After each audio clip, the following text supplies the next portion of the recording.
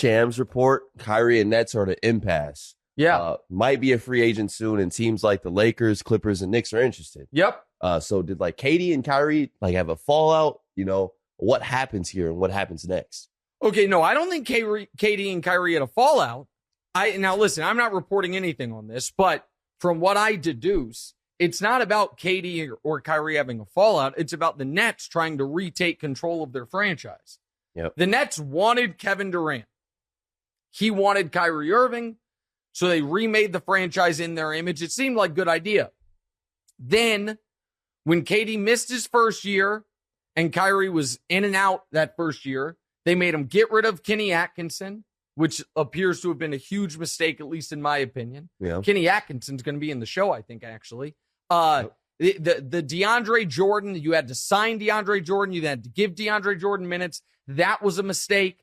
And so much of the drama surrounding the Nets over the last couple of years is not the fault of Kevin Durant, except for the fact that he, teamed up with Kyrie Irving. And Kyrie Irving's one of the least reliable, excellent players in sports history. That's not an overstatement. Reliability from a personality standpoint, from a professionalism standpoint, and from an injury standpoint, he's about as unreliable as any future Hall of Famer in any sport that I can remember. And now I think the Nets are in a spot where they're like, we're going to be damned if we're about to watch you opt out of this last year of your contract and then give you a 4-year max. Yeah. So I think that it would appear soured the relationship. Kyrie is doing what he does, going on Twitter and tweeting,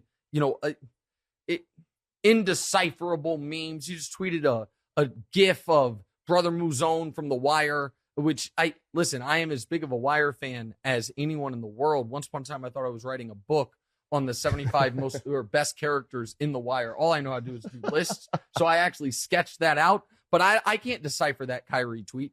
But here's what I know. The Nets are playing a dangerous game because as unreliable as Kyrie may or may not be, he is still clearly and unequivocally your second best player.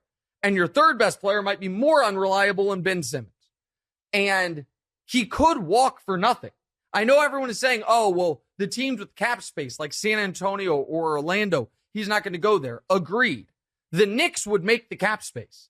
And he could still live in New Jersey and he could just sign with the Knicks outright.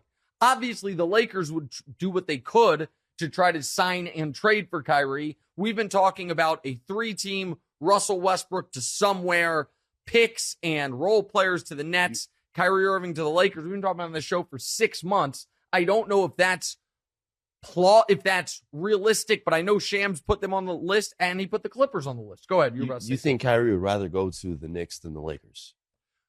No, but he could. Teams pushing as far as pushing for him. Well, the Lakers cannot sign him as a free agent.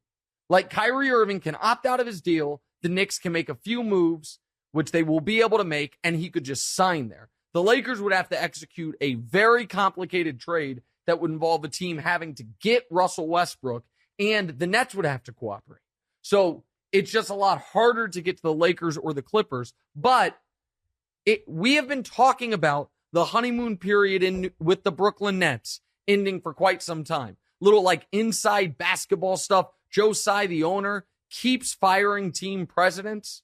Like they went through another team president this year, a guy I actually knew a bit. He's not happy. They would appear, the New York Daily News reported this, I think. He's not happy with the revenue compared to the money outlaid. Obviously not happy with, in the 3 years of KD, Kyrie, year one, out in round one, KD and Kyrie don't play in the playoffs. Year 2, out in round 2, Kyrie only plays part of the second round. Year 3, the only team in the league swept in round 1.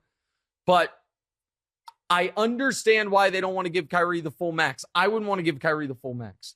But you're running the risk of what are you going to do? Try to reset the thing during another year of Kevin Durant, the tail end of his prime? It's dangerous, but this is the cost of your own decisions, which is empowering Durant, which meant empowering Kyrie to a position that Kyrie flatly had not earned and had not shown the responsibility to be able to deserve, if you will. And after the year, He was promoting himself to assistant GM. Which is wild. Which is, I'm sure he's shocked negotiations aren't going well. It's like, I was going to be negotiating with myself, fellas. All right, Hey, thanks for watching. Hit the subscribe button to get more from the show, and make sure to click the bell to get notified every time new content drops. Check out full episodes of What's Right wherever you get your podcasts, or just click the link in the description below.